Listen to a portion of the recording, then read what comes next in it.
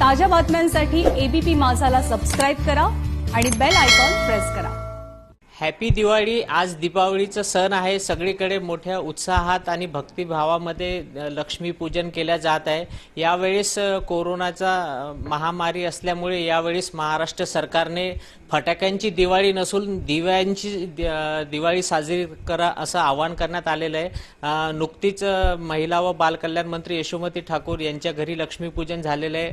आरती सुद्धा झालेली आहे। आपल्यासोबत यशोमती ताई स्वतः आहे। ताई, काय सांगाल, यावेळी सरकारने आवाहन केलेलं आहे की फटाक्यांची दिवाळी नसून दिव्यांची दिवाळी साजरी करा म्हणून? आपल्याला सगळ्यांना माहितीच आहे, मागचा काळ काय हा खूप चांगला काळ नव्हता आपल्या देशासाठी, राज्यासाठी, किंबहुना पूर्ण पृथ्वी तलावासाठी हा काय चांगला काळ नव्हता। आणि ह्या महामारीने या पृथ्वी तलावाच्या कानाकोपऱ्यामध्ये ती पोचली आणि खूप त्रास झाले।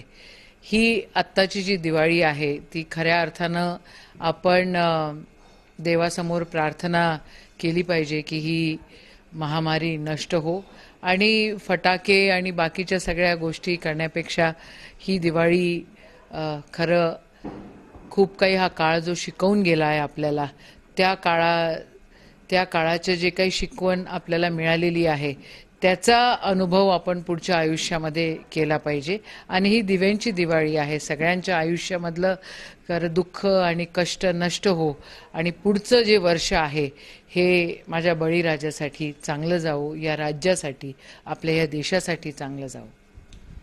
या होत्या मंत्री यशोमतीताई ठाकूर, ज्यांनी सांगितलं की येणारा जो पुढचं वर्ष आहे तो सुख समृद्धीचा जावं, हीच त्यांनी प्रार्थना केलेली आहे। प्रणय निर्बाण, एबीपी माझा, अमरावती।